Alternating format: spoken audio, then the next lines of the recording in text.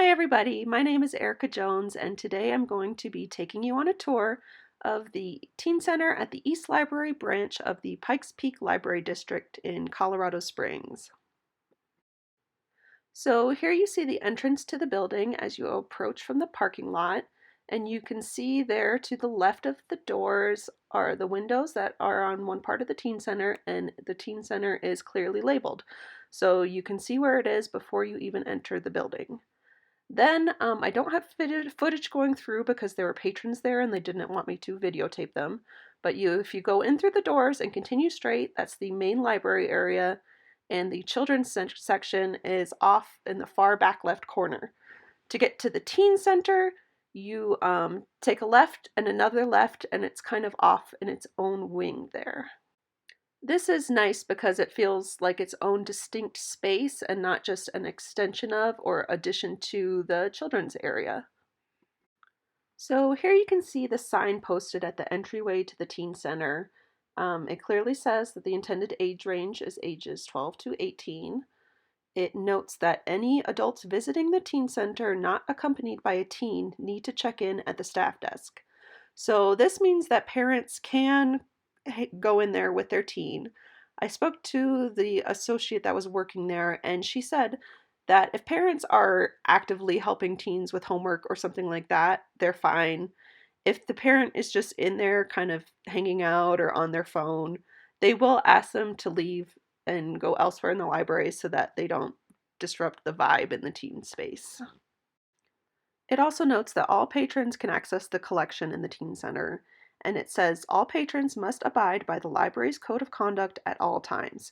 There's no mention of any additional rules or restrictions placed on the teens, so it doesn't seem like they are assuming the teens are going to cause trouble. They're just enforcing the same rules as throughout the rest of the library. Here's the door to the Teen Center. It has some programming flyers on it.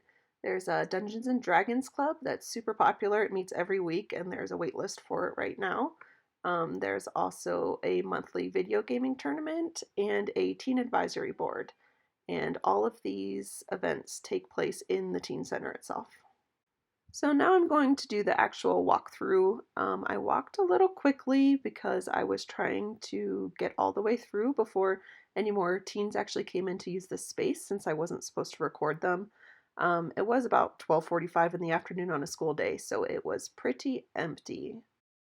So some of the first things you'll see when you walk in are a shelf with some featured books and then a skateboard rack with a sign that says skater parking only, violators will be grinded.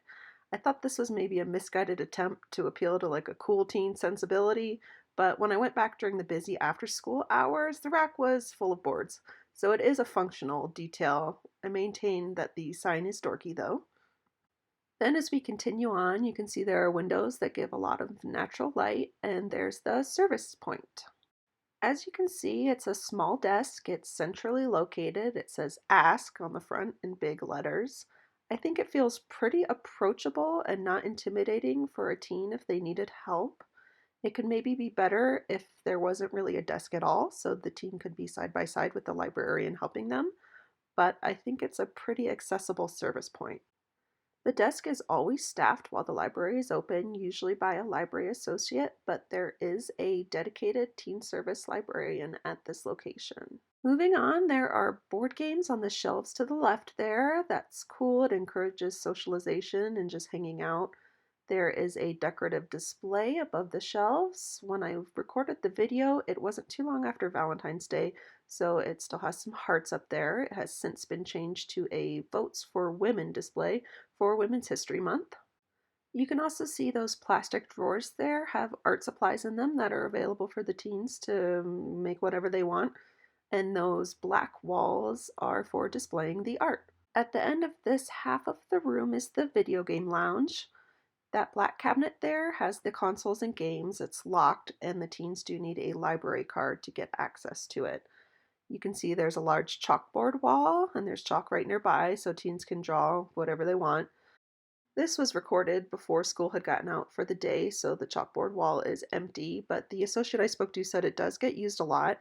I did peek back in once during a busier times, and there were drawings on it. I saw like some Pokemon drawn, And there were what turned out to be song lyrics from a boy band that I had to look up on Google because I am not a teen.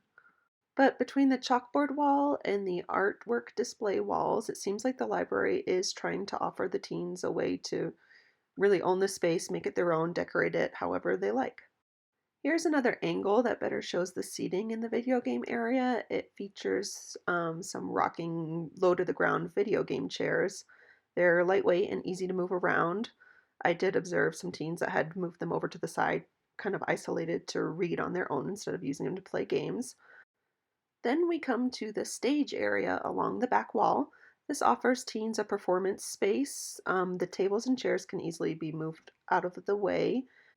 They are cafe style tables and chairs, so they're too tall to be handicap accessible, and the surface is so small you couldn't have, multiple teens working together with textbooks or laptops.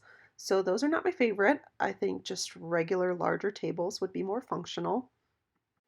Back to the stage itself, I spoke to the associate working, and she said that they had recently used it for a poetry slam performance that had been coordinated with one of the local high schools. She mentioned that she's also seen students rehearsing their like acts from Shakespeare for English class and things like that. In the back corner, there's a small storage space for extra chairs and tables. The wall has a brightly colored paint splatter design. I think this looks kind of childish. I was a kid in the 90s. It reminds me of the Nickelodeon like Splat logo. I'm not sure how much it appeals to the teenage patrons. So now we're on the second half of the room, and in the center of this side are the more comfortable casual seating areas. There's not enough seating. When I looked in during busier hours, all the seats were full. These wide purple and brown chairs often had two teens sharing a seat. I don't know if it was because they just wanted to sit next to each other or because there was no other option. There was no other seating. So if they could get more seating in this area, I think that would really help. One idea I had was out in the lobby at the main library. There's a large rectangular seating arrangement that seats 12 adults, all arranged so they're all looking at each other. It looks like a social seating arrangement. And I've never seen more than maybe one or two adults sitting there. The adults in the library, at least in my observation, tend to prefer the more isolated seating. I don't think adults go to the library for socialization as much as teens do. So I think it would be really easy to take some of those couches and armchairs out of that general adult area and put them in the teen center where I think they would get used a lot more. So along this far back wall are these study rooms. These rooms have glass walls dividing them, but the front entryways are open, so they're not soundproof. They each have a traditional work table and chairs inside. These are fine. They're at least big enough to hold textbooks and computers for multiple teens. Along the back wall, you'll see there is like a bright graphic mountain scene mural. It could be thought of as a little juvenile looking, but honestly, here in Colorado, mountains are like the go-to thing for decorating, so I could easily see that mural in an adult space in any public building as well. In between the entrances to the study rooms are some shelves holding the YA collection. These obviously hold books, but they also help give some privacy to those study rooms. This seems like a good time to mention the rest of the bookshelves. When you first entered the space, they were on the right-hand side and they act as a divider to the space, dividing the room into two halves. They also give privacy to that other half of the room. When you're standing outside of the teen center, you can't see beyond the bookshelves. Each shelf unit also has an individual computer workstation flanking it. You do need a library card in order to use the computers. Along the final wall is more shelving that holds the audiobooks on CD and the manga collection. I've heard both ways. I guess that used to be out in the main library, but the employees in the teen center noticed that teens were asking where it was and leaving the teen center to go get it, so they moved it into the teen center. At the end, you can see a computer with no chair that's just mainly meant for searching the catalog, and there is a self-serve kiosk next to it. There's a better view so that you can check out books on your own. So that makes it so that a teen can come into the teen center, look for a book, find one, ask an associate or librarian for help, hang out, play some video games, check out books, and then never have to go into the general library. So that's kind of cool. Overall, it seems like a pretty functional space. I don't think it looks the nicest. That purple, blue, gray color scheme is a continuation of what's in the rest of the library. So there's not a lot of customization happening in the teen center. I don't know the details about how it was designed or their budget, but I would guess it was not a lot because it pretty much is just an extension of the rest of the library with one colorful wall. It does have the stage and the chalkboard wall and the room to display art, so it does seem like they did make an effort to allow the teens to customize it and make the space their own. I think it's also worth noting that the teen space is significantly smaller than the children's space. I would guess it's maybe 1/3 of the size. So that shows that maybe teens were not as high of a priority as younger users. That's all for me. Thank you for your time, and I look forward to seeing everyone's videos.